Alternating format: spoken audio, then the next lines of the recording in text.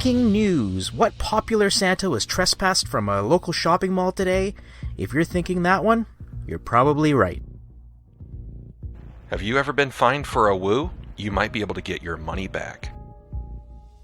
Last minute shopping, we speak to our consumer affairs expert about some great ideas.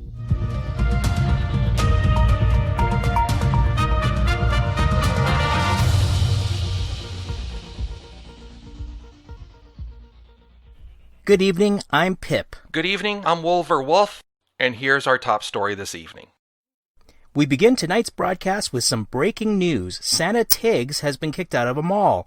According to eyewitness reports, the beloved Santa Tiggs was seen at the food court enjoying a beverage in a brown paper bag before heading to the mall's Santa Castle. Once there, he allegedly broke a reindeer statue, shoved a security officer dressed as a snowman, and proceeded to take the empty wrapped display boxes, yelling that, quote, his elves needed a break. Mall security escorted Santa Tiggs from the building and have banned him from returning. For his part, Santa Tiggs said the mall security team are now on his naughty list. A court battle is brewing over $350 fines being given out for a wooing. A class action lawsuit filed on behalf of wolves, huskies, and other canine furries claims that the city's no-a-wooing law and fines issued for breaking that law are unconstitutional and infringe on free speech. The plaintiffs are seeking damages in the amount of the fines levied, plus interest, as well as $800 for any individual who joins the suit. No one from the city was made available for comment due to the pending litigation. Pharmaceutical company Merck has developed what they claim is the world's first werewolf transformation pill. The new medication, which still requires regulatory approval before being made available to the public, is said to change the user into a werewolf. Each dose will reportedly cost upwards of $10,000, and the transformation will last approximately 4 hours. They cautioned that if someone experiences a transformation lasting more than 4 hours, they should seek medical attention. When asked why they were even working on such a drug, a spokesperson responded, "Why not? You know how many furries would take this stuff?" With conventions on hold for the foreseeable future, a trend in virtual cons has exploded with dozens of conventions holding virtual reality events for attendees. In an event to increase the realism of these events, some virtual conventions are adding scent as an additional sense that will create an even greater sense of realism. Organizers of the VRF virtual convention are offering special nozzle attachments to VR goggles that have a bank of scents which will be released in aerosol form for the appropriate time. These special odors include crowded room party, lion stench, and unwashed fursuit, which apparently is not to be confused with the also available musky husky. Gift delivery may be in jeopardy this year as some of Santa Tiggs' reindeer are unhappy with their working conditions and are protesting what they feel is unfair treatment by the company contracted to supply their services to Santa. Members of the United Workers Union are setting up informational picket lines at some locations, hoping to get the message across to the general public. They say that they will escalate their pickets to a full-fledged walkout by Christmas Eve if their concerns go unheard. Well, we're here today to raise some awareness, eh? A lot of people think it's one day of work a year, you get to travel around the world, but there's a lot more to it than that, you know. Santa Tiggs' spokesperson said in a statement that they support the reindeer in their efforts for better working conditions and will work with the contractor to come to a successful resolution. Santa Tiggs contracted out services back in 2017 after a corporate restructuring. Developers of the popular game Among Us are releasing a real-life version of this game meant to be played at room parties. The play of the game will mirror the online version where individuals are asked to leave the room party one by one based on the feelings of the other players. When hearing about this, one popular furry said that they already do this at their room parties, but they did not realize it was a game. In shocking news to many, no Twitter furry drama occurred today. Experts say that this will likely result in double the amount of drama tomorrow, when someone will suggest that fursuits with more than 2 colors should be banned, and dozens of fursuiters with fursuits with more than 2 colors will take the bait and freak out. In entertainment news, MacGuffin Films has announced that due to the ongoing pandemic, they have pulled their planned theatrical releases from movie theaters and instead will be streaming them on Netfox. Among those films headed to streaming, I Know You Didn't Do Anything at All Last Summer, and Furry Woman 1984. I think I might have to check that last one out. Yeah, it sounds like it might be good. I guess we'll see. Will the West Coast remain warm and sunny? We'll find out in Shelby's weather forecast after the break.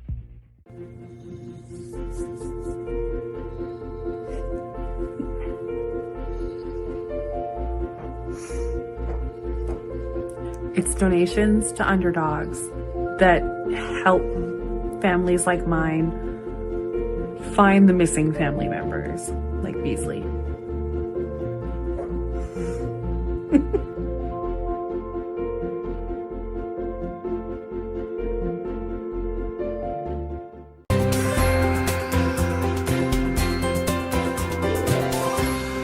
Good evening. I'm Shelby Husky with the Furry Meteorology Team to bring you your intercontinental weather outlook for the next 24 hours.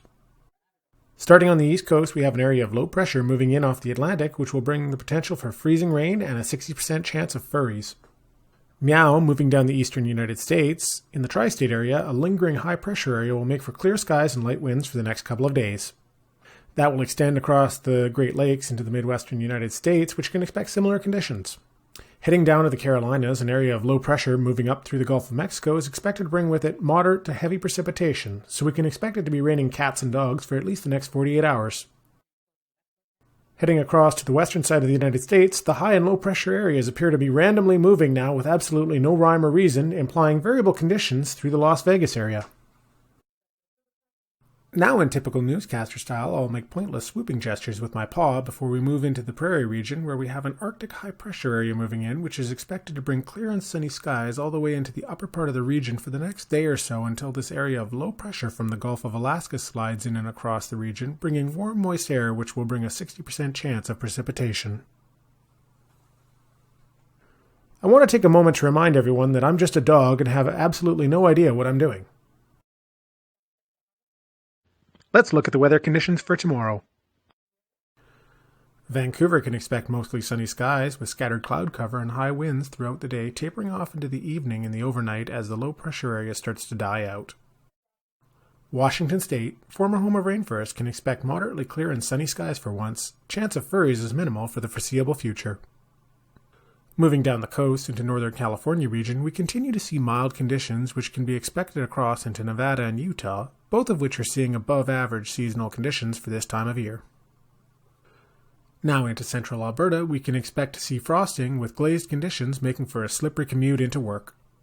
Back into the Dakotas, we can expect heavy snowfall, poor visibility, and low overcast ceilings. These conditions are expected to persist and push down through Nebraska before tapering off into Kansas and Oklahoma just in time for the start of the work week. Back up into the Midwest again, in the Twin Cities region, variable conditions are expected to persist well into the coming week.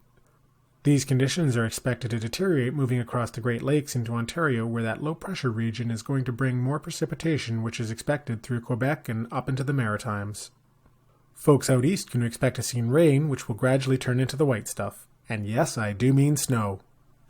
Looking at your temperatures now across North America, Ontario can expect average seasonal temperatures around minus 20 degrees centigrade.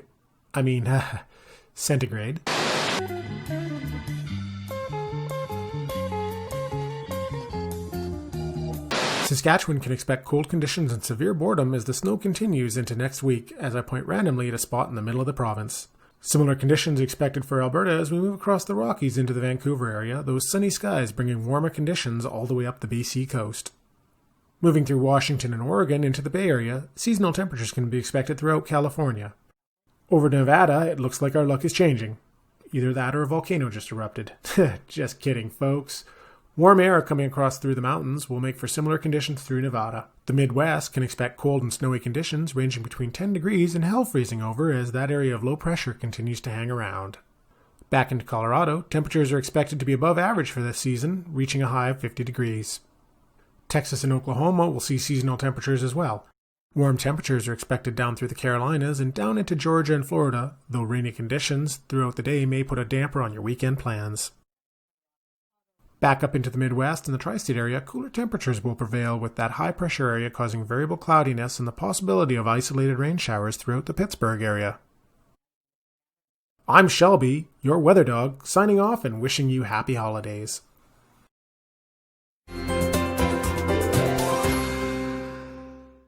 If you think fursuits are pricey now, just you wait. That's what some fursuit makers are saying as they cope with the shortage of faux fur used to make the suits. Activists forced the closure of several faux fur farms, including 2 of the 3 largest suppliers, earlier this year, which have made the most popular faux furs scarce, driving up the prices to record levels. Suit makers suggest they may need to try other materials such as shag carpet in order to try to meet demand. It seems that Sin City is taking an interest in furries. The Bellagio Resort and Casino in Las Vegas is taking bets in their sportsbook on which furry convention will be the first to allow to be held in North America after the pandemic. The director of wagering says that the field is wide open. We've had a lot of interest from furries and non-furries alike when the first post-COVID convention's going to be. Just goes to show you that they'll take any bet. With the end of the year rapidly approaching, Underdogs Rescue Society is putting out the call for help in the form of donations. They say that 2020 has been an extraordinarily challenging year for fundraising, and while they've stopped taking in any dogs, those currently in foster care still require supplies and regular vet care, which is a drain on the finances. If you can help, please go to underdogsrescue.com and donate what you can. You know, Furry's been working with Underdogs since 2016. I've even adopted a dog that we fostered, and he's such a good dog. Well, that's the thing. There are so many rescue dogs that need a good home. Maybe you'll get one next. You never know. A little later in sports, find out who won the FLB Home Run Derby.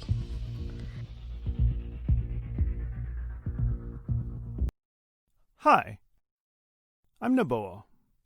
Did you know that when Underdogs Rescue places a dog in a foster home, they supply everything that the foster home could possibly need? Everything from the food, a large crate, vet visits, training sessions, and more are all covered by Underdogs. But all those things cost money, and with no furry and COVID-19 lingering, Underdogs has had very little in the way of donations this year, which makes it very hard for them to keep helping their dogs. This is why we're asking you to donate whatever you can to Underdogs by going to underdogsrescue.com and click on that donate button. You'll make a difference, and the doggies will thank you for it. Thank you.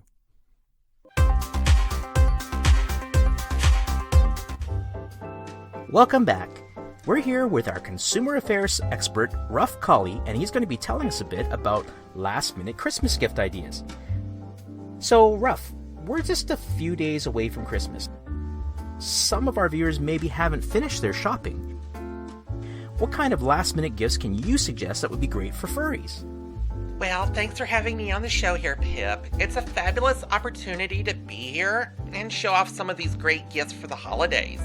I know I'm excited about the holidays this year. How about you? It's not too bad. I mean, it's going to be a little different with COVID and all that. That's right, it certainly is.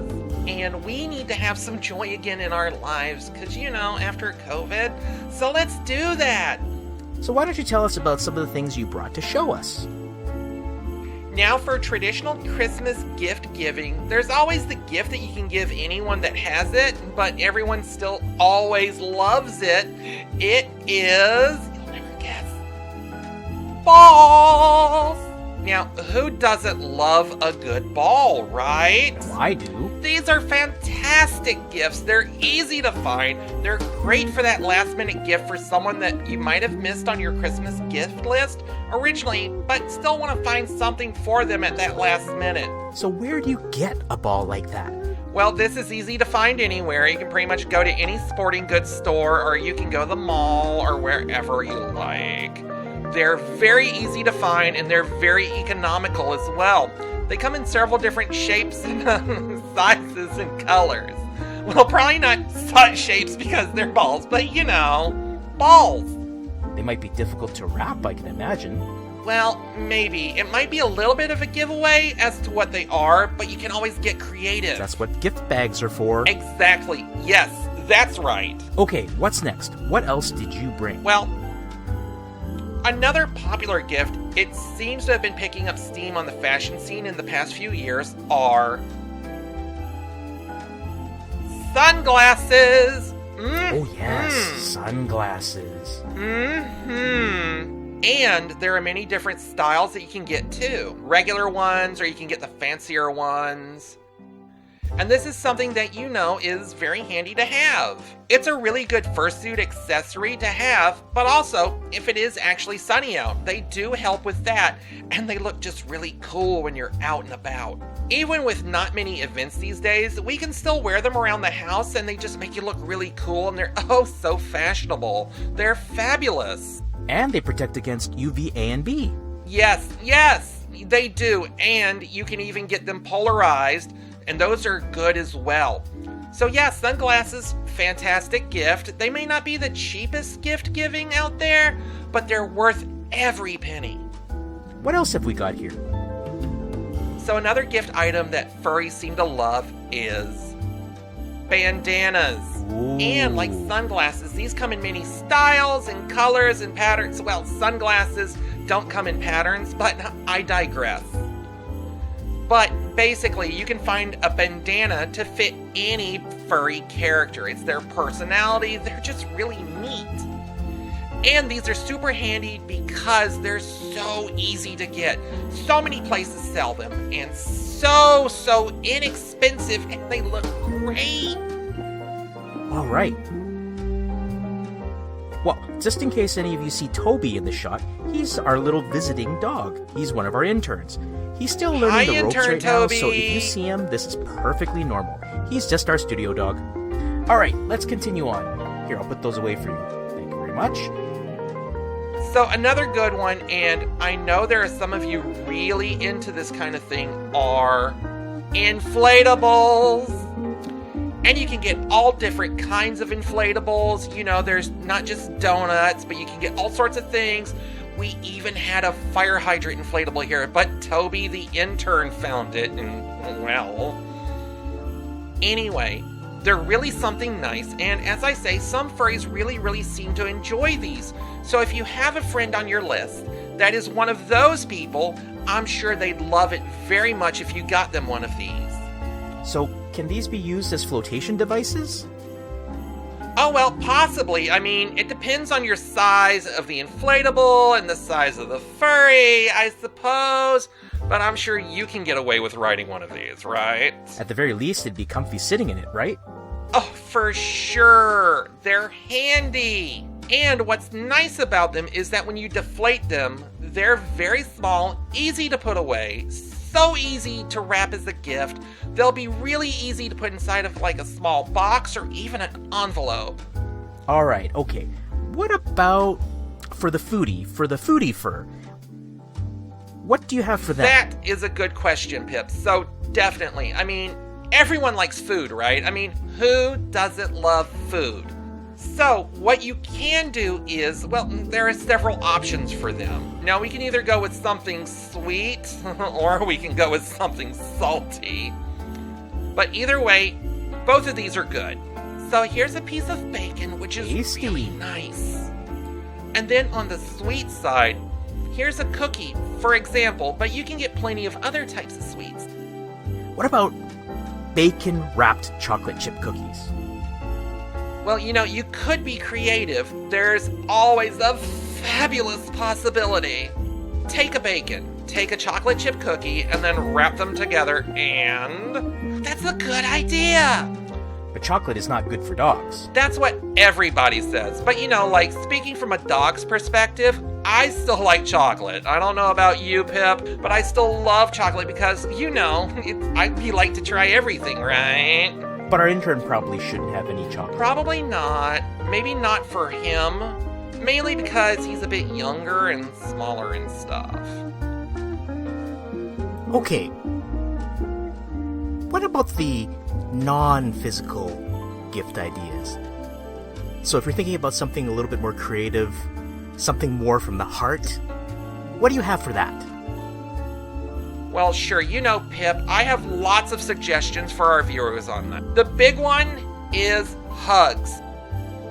Hugs, yeah, I remember those. Oh, it's been you so know, those long. things are easy to give if you're in person with somebody. But now, because of COVID, you might not be seeing your friends. But you know what? You can always go online and do that Star hugs star, and then you can give your friends an online hug that way. It's very thoughtful for you to do and for them. What about things like art? Absolutely, you can. If you have a favorite artist out there, and your friends like that artist as well, you can commission them, and I'm sure that they'd both appreciate that very much, because with COVID, our artists aren't being able to sell at conventions right now, and it might be affecting their income. So it really helps them out if you and your friend will like that too. Alright, well, you know what? This has been great. I've got a bit more Christmas shopping to do myself, so I'll take some of your ideas and get on it. Or maybe I'll just buy some of the stuff right here. That'd be fabulous. It's easy to buy this stuff. Maybe you can even buy this stuff right here, so I don't have to take it home with me and re-gift it all. Well, this has been our Consumer Affairs Specialist, Ruff, and we'll be back after this. Happy holidays!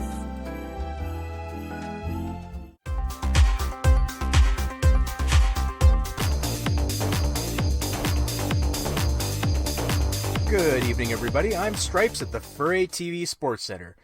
There were 4 games of the National Furry League last night, including a huge showdown between the unbeaten Lions and the 4-2 Tigers. The Tigers got on the board early as the Lions were still waking up from their 3 o'clock nap.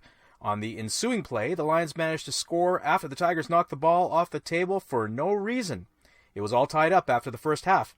Then, in the third quarter, controversy resulting from when 2 Lions began fighting each other, which allowed the Tigers to score again. Seconds left on the clock, and the Lions have the ball, hoping to tie it up to take it to overtime. But interception!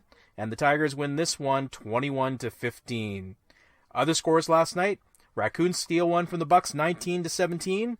The Eagles are grounded by the Dragons 42-8. And Bears top Otters 14-1. In golf, the final stop on the FGA was in Iowa this weekend. We pick it up in the final round par 5 11th with Cryptic Dragon with a nice drive. Part of the same foursome, Vonder also gets on the green, but gets into some trouble where he ends up 5-putting it for a quintuple bogey. What are you doing, Wolf? Ouch! That was one big stroke. On the final hole, the father and son Naboas play for the championship, with Junior missing his putt for the win. Naboa just needs to sink this 2-footer, but he misses! Oh no! He's so angry with himself, he takes it out on the camera. Just cats knocking over things, I suppose.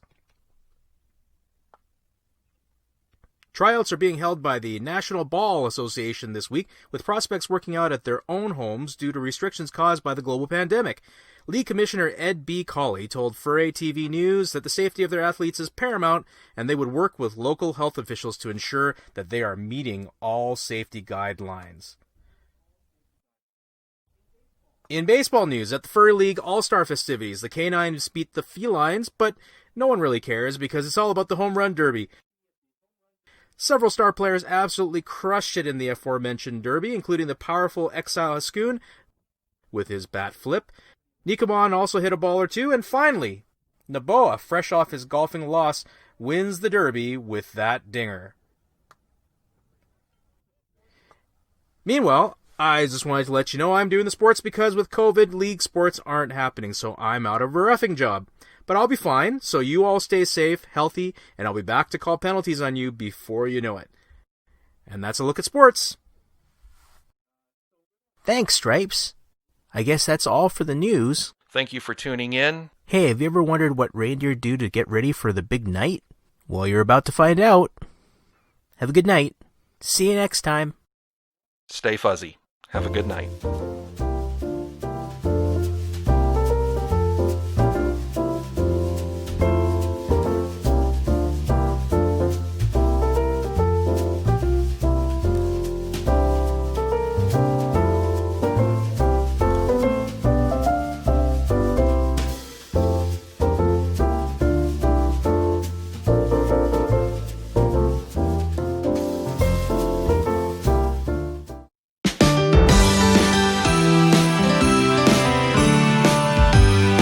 This is Furry TV.